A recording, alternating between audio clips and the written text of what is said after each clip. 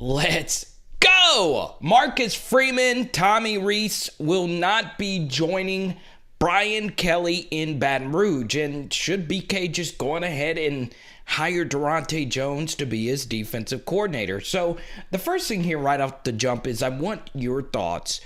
Are you a little concerned about Brian Kelly filling out a good staff? Now, yesterday I said that you shouldn't worry too much about Brian Kelly's first recruiting class, and I really still do feel that way. But at the same time, I read an interview that Mason Taylor recently did, and this is just how a lot of recruits feel. They're happy that they know who the next LSU coach will be, but they also want to know who their coordinators are going to be, and maybe even more importantly, who their position coaches are going to be, because so far we really don't have an official announcement outside of a few reports that Corey Raymond will still be on LSU staff. The first thing I want to clear up, though, is I'm so sick and tired of people criticizing for Brian Kelly not bringing over any of his staff. It's not for a lack of trying. He did want to bring Marcus Freeman over, but as what many of you would do in this situation, Marcus Freeman decided to hang around and be the actual head coach of Notre Dame. And the same thing is true for Tommy Rees, who, once again, also got a promotion in being, once again, he was already the Notre Dame offensive coordinator. They were going to pay him to come to Baton Rouge, but he also decides to stay in South Bend, because now he's going to have more autonomy over his decision-making process. In other words, Brian Kelly was an offensive head coach, so Brian Kelly had his hand in the play calling, as do a lot of offensive coaches. Now with Marcus Freeman, a defensive coach, Tommy Rees is going to have more power over what he can do. Plus, let's be honest, Tommy Rees played for the university. He is Notre Dame through and through. And you could basically make the same argument about a lot of the assistants. Look, it is very concerning that Brian Kelly wasn't able to convince a lot of his assistants to come down to Baton Rouge. Once again, that could change at any moment now. But look, a lot of those assistants are from the Midwest.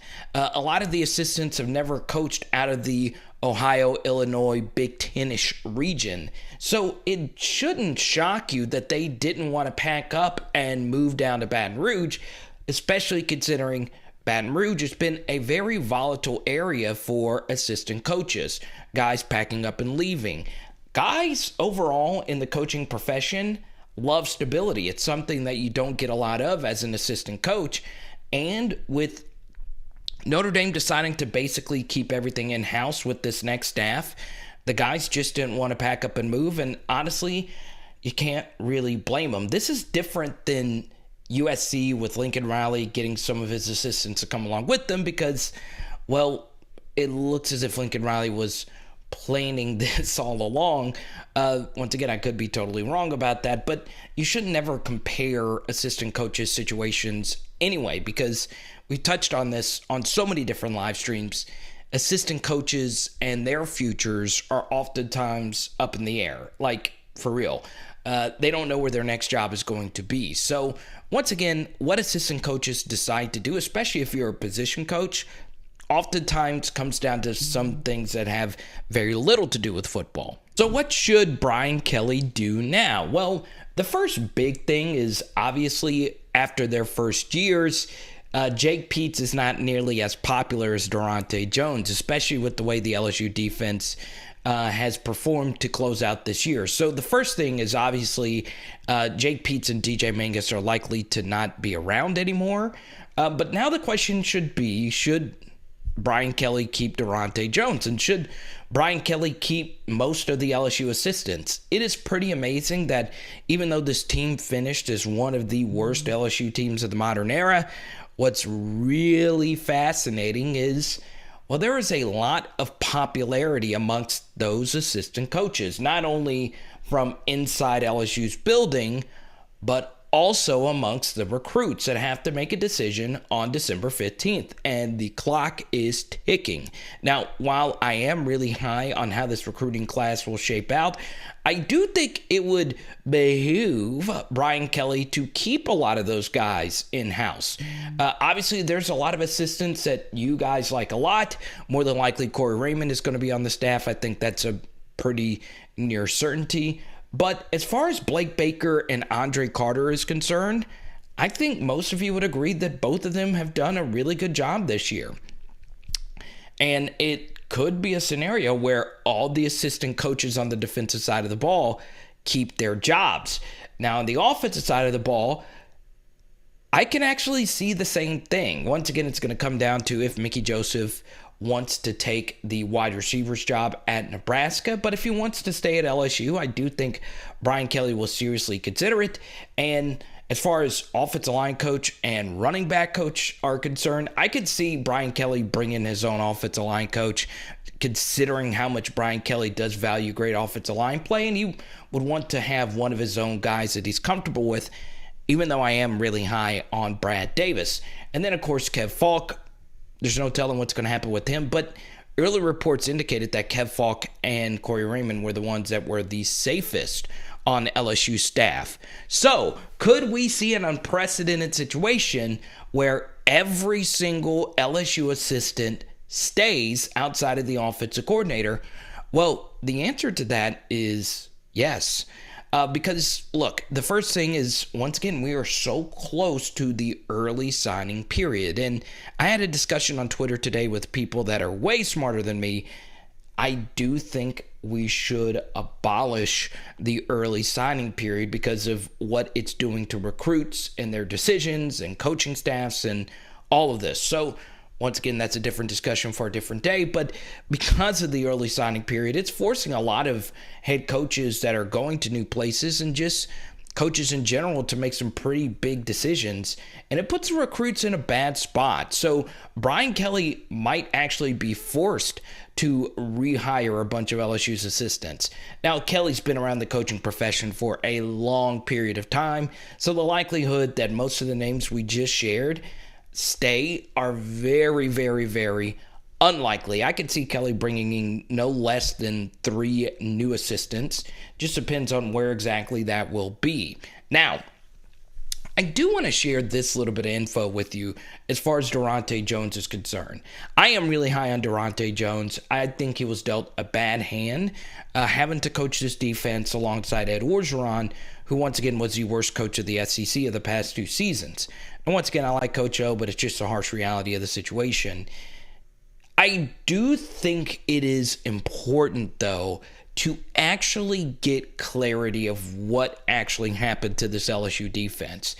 Is it true that Ed Orgeron, who said in press conferences he was the one that wanted to take the team out of playing very stale man coverage concepts and wanting to bring in more variety, is it true that Ed Orgeron made that switch, or was it Daronte Jones who made that switch?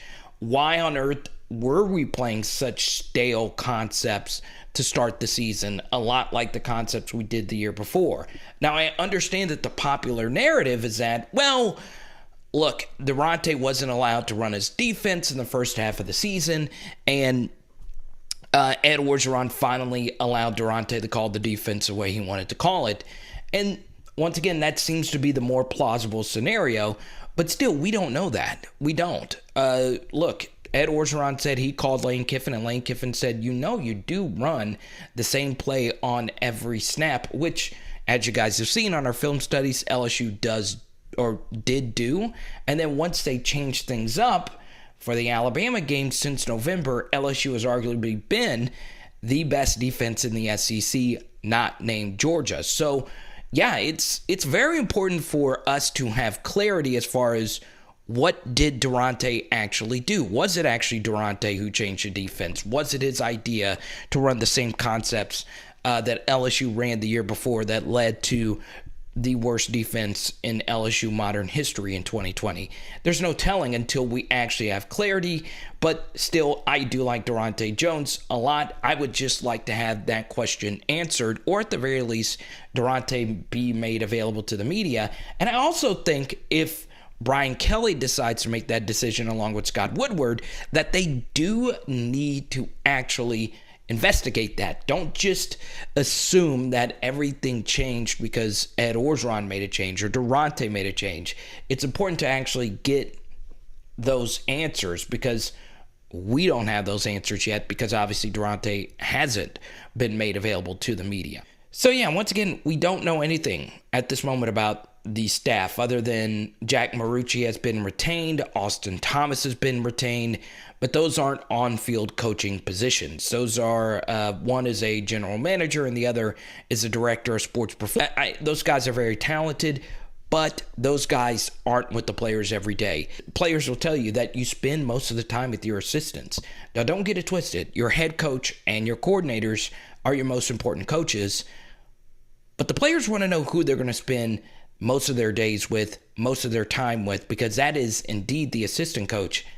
And on a deeper level, as always, we save one little extra little nugget here at the end, your strength and conditioning coach. Obviously, Tommy Moffitt's been with the program for over 20 years. This guy had a pretty impeccable resume. I knew Tommy when I was at LSU, and not too well. I would see him from time to time.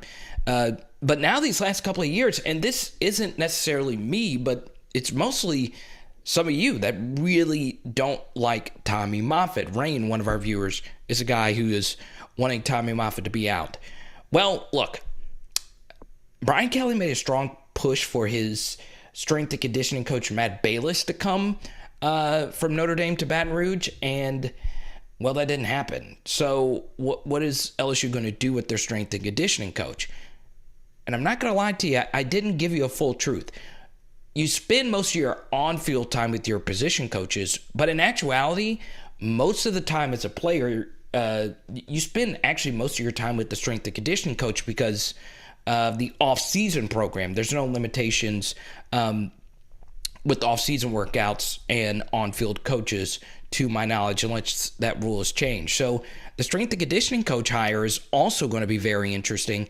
And that is a lot to get done, especially considering that Brian Kelly's been having to make a lot of media appearances, a lot of games at the PMAC, a lot of the other stuff that doesn't actually have to do with coaching. He is a very, very, very busy man. Heck, he's trying to find a way to get his family moved at this point. There's so much surrounding him right now that these next few days could be more important than any other day in his tenure, like right now, which is pretty crazy to think about. But that's where we are right now. And if we don't get a staff full, you will see some commits begin to flip. Now, this is the most important thing Brian Kelly's going to have to do over the next couple of days. He understands that there are some recruits that have really close ties with a certain assistant coach. Take DeMario Tolan, a really good linebacker out of Florida, a 4-star who's really, really close with Blake Baker. So if you decide to not keep Blake Baker as a linebacker coach, you're probably not going to get Tolan. The same thing's probably true with Andre Carter and a guy you're trying to get in Quincy Wiggins. But I would say this if I were advising Brian Kelly on this decision. I don't think any one recruit is worth you hiring an assistant coach you don't think you're going to vibe with, or an assistant coach out there that you think is better than a current LSU assistant, but you don't hire him because of recruiting relationships. It is more important to get a staff that you're going to work alongside with, that you're going to enjoy being around, than worrying about any certain recruit. I do trust Brian Kelly to find some people, and once again, LSU does have a deep enough pocketbook and a big enough brand that could catapult your coaching career to the next level. I do think LSU will find a way to get some new assistants. Now, as far as the coordinators are concerned, I do feel pretty strongly that an offensive-minded coach is not going to hire an offensive coordinator and a passing game coordinator who really struggled this season. Once again, I think Jake Peetz and DJ Mangus have bright futures. They were dealt a bad hand with Ed Orgeron and a very banged-up quarterback room, but still, it is what it is. Now, as far as the defensive coordinatorship is concerned, I would put it at a 75 to 80% chance right now that Daronte will be retained. But we'll see what happens. Once again, comment down below your answer to that question. And yeah, this was, obviously a fun laid-back video. We are getting deeper and deeper into the Brian Kelly tenure and what it may look like. And I'm so excited to share with you some of the research that we have been doing on this channel. It's going to be so much fun. You got to subscribe, baby. Let's do it. Let's go. It is Power Out LSU. Boom. Guys, I know it's a Thursday, but it's a Taco Thursday. Let's go.